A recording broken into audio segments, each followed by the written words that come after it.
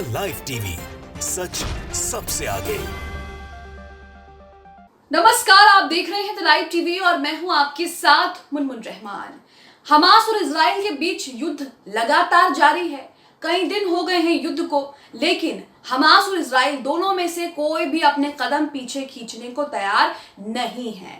अब खबर आ रही है कि इजराइल ने यहां पर कोई बड़ा प्लान बनाया है गाजा हमास पर हमला करने के लिए। आपको बता दें कि लगातार इजरायली सैनिक गाजा पट्टी में जो जमीनी ऑपरेशन चला रहे हैं और उस जमीनी ऑपरेशन में इजरायली सैनिकों का ही नुकसान हो रहा है। कई इजरायली सैनिक जो हैं वो लगातार मारे जा रहे हैं। जमीनी स्थिति अगर देखें हमास और इजराइल के बीच, तो इजराइल के सैनिक लगातार हमास के लड़ाकों से मात खा रहे हैं। लगातार हमास के लड़ाके इजरायली सैनिकों को खदेड़ रहे हैं। यही वजह है कि इजराइल अब कुछ बड़ा करने की तैयारी कर रहा है, कुछ बड़ा करने की प्लानिंग कर रहा है। लेकिन सवाल यह है कि इजराइल क्या बड़ा करने की तैयारी कर रहा है।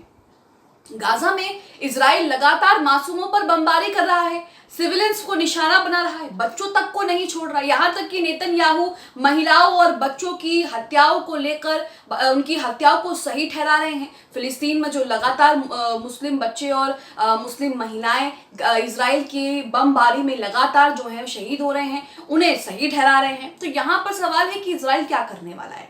क्या इजराइल परमाणु बम का इस्तेमाल करेगा? क्या अब इजराइल परमाणु बम गिराने की तैयारी कर रहा है? क्या कुछ चीजें सामने आ रही हैं? क्या अंदर की बात सामने आ रही है? ये आपको बताते हैं। आप अपनी स्क्रीन पर एक ट्वीट देख रहे हैं। ये ट्वीट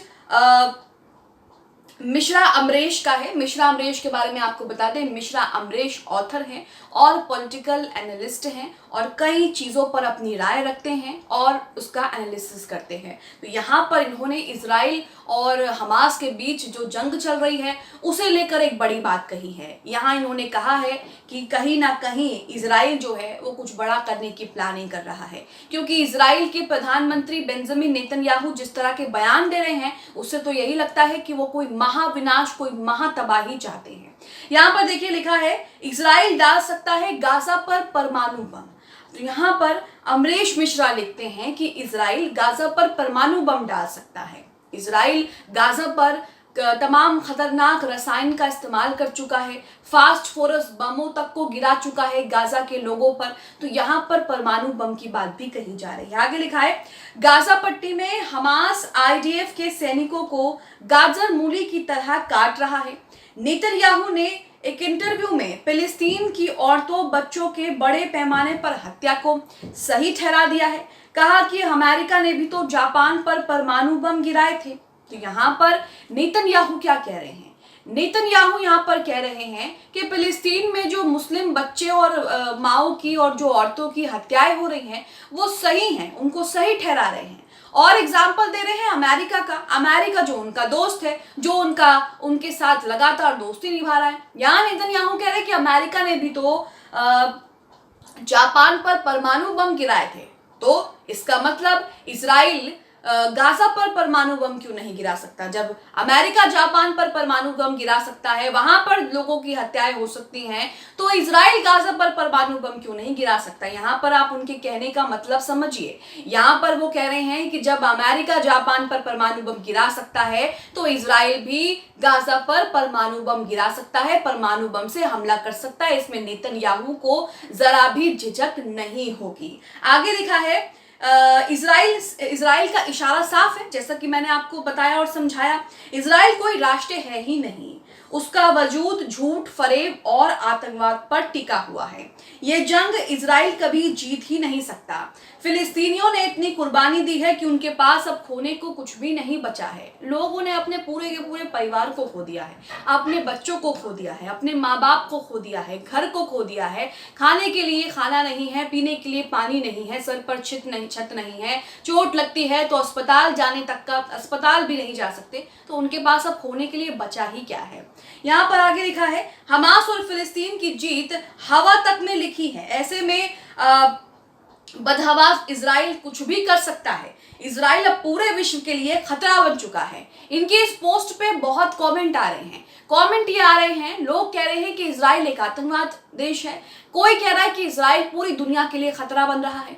कोई कह रहा है कि अगर इजराइल परमाणु बम करने की सोच रहा है तो इसकी जद में कई देश आएंगे और इजराइल खुद भी नहीं बचेगा। तो यहाँ आप देख सकते हैं कि इजराइल लगातार बौखलाया हुआ है क्योंकि उसके सैनिक लगातार मारे जा रहे हैं। इजराइल में तो बड़ी बड़ी बातें कर रहा है, लेकिन जमीनी स्तर पर अगर हम उठा करके देख ले खबरें तो हमास के लड़ाके इजराइल के सैनिकों को मार दे रहे हैं। हालत ये हो रही है कि हेलीकॉप्टर भेजने पड़ रहे हैं उनको वहां से निकालने के लिए। तो यहाँ पर अब जो नेतन्याहू कह रहे हैं कि जब अमेरिका जापान पर बम गिरा सकता है, परमाणु बम से हमला कर सकता है, उसमें कोई दिक्कत नहीं हुई, तो उनका इशारा आप यहाँ पर साफ समझिए। ये भी परमाणु बम जो है वो गिराने की सोच रहे हैं और इसमें इनको कोई झिझक भी नहीं है। ये इसे सही ठहरा रहे हैं क्योंकि अमेरिका ने भी तो जापान पर परमाणु बम गिराया था। इस तरह से आप इनके बयान को देखकर सुनकर अच्छे से अंदाजा लगा सकते हैं कि इनका अगला कदम क्या होगा, क्योंकि बेंजामिन नेतन्याहू लगातार जो है वो मुश्किलों में फंस रहे हैं। अब तो उनकी मीडिया, उनके लोग, उन्हीं के देश के लोग उनसे सवाल पूछ रहे हैं कि आप अपनी गलती क्यों नहीं मानते, आपको भनक क्यों नहीं लगी, आपने क्या किया, आपने क्या कुछ नहीं किया,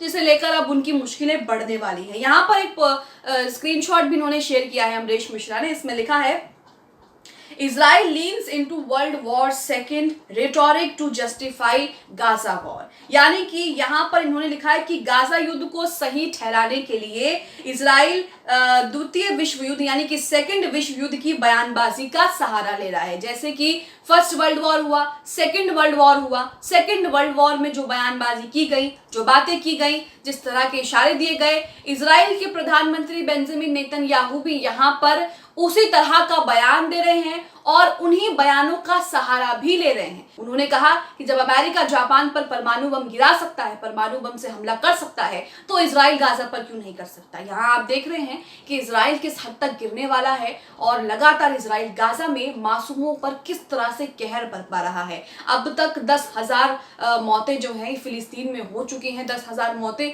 रिपोर्ट की गई हैं। कई ऐसी मौतें होंगी जो रिपोर्ट नहीं की गई होंगी, कई ऐसी मौतें होंगी जिन्हें पता भी नहीं होगा कि उनके परिवारों की जान चली गई है। मलबे में कितने लोग अभी भी दबे होंगे क्योंकि लगातार बिल्डिंग्स, इमारतों पर बमबारी हो रही है, बॉम्बार्डमेंट हो रहा है, लगातार जो है तबाही वहां पर देखने को मिल रही। तो ऐसे कई लोग जो हैं वो कई लोगों का पता भी नहीं होगा कि कितने लोग यहाँ पर मारे जा चुके हैं, कितने लोग मलबे में दबे होंगे, कितने लोगों की लाशें इधर उधर पड़ी होंगी। तो ये 10,000 लोग बताए जा रहे हैं, लेकिन संख्या जो है वो इससे भी ज्यादा हो सकती है क्योंकि हर दिन कई लोग जो है वो मारे जा रहे हैं। आप खुद ही सोचिए, गाजा जो कि बहुत ज्यादा बड़ी जगह नहीं है और वहां पर लगातार इजराइल आसमानी हवाई हमले कर रहा है, बमबारी कर रहा है, तो ऐसे में कितने लोग वहां पर बचेंगे और कब तक वहां पर बचेंगे।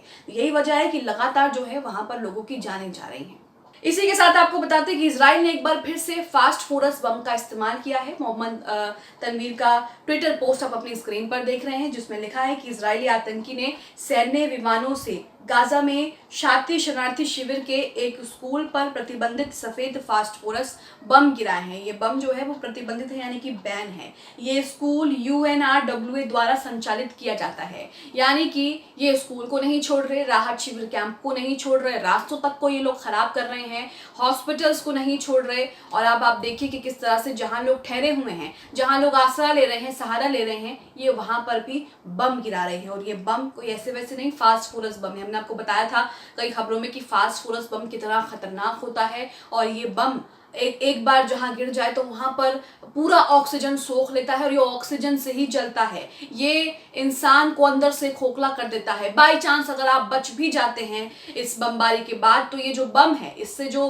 खतरनाक निकलने वाले रसायन हैं, ये इसमें इतने हार्मफुल केमिकल्स निकलते हैं कि आपको बीमारियां हो जाएंगी, आपका हार्ट फेल हो जाएगा, बॉडी ऑर्गन्स फेल हो जाएंगे, आपकी किडनीज फेल हो जाएंगी। तो इस तरह के प्रभाव जो है ये बम छोड़ता है और इन्हीं बमों का इस्तेमाल लगातार गाजा में फिलिस्तीनियों का नरसंहार करने के लिए इजराइल कर रहा है। तो यहाँ पर आप सोचिए कि इजराइल अगर परमाणु बम का इस्तेमाल करता भी है तो इसमें ज्यादा चौंकने वाली बात नहीं रहेगी, क्योंकि इजराइल यहाँ पर लगातार ही वॉर क्राइम कर रहा है। और अब तो इजराइल इस बात की ओर साफ साफ इशारा भी कर रहा है, सेकेंड वर्ल्ड वॉर के बयानबाजियों का सहारा भी ले रहा है कि जब अमेरिका अमेरिका ने जापान पर बम गिरा दिया, परमाणु बम से हमला कर दिया, तो उसमें कोई दिक्कत नहीं हुई, तो यहाँ पर अगर हम भी कर देंगे तो क्या ही दिक्कत हो जाएगी। तो यहीं आप देख रहे हैं कि किस तरह से इजराइल जो है वो खतरनाक प्लानिंग, एक खतरनाक साजिश कर रहा है।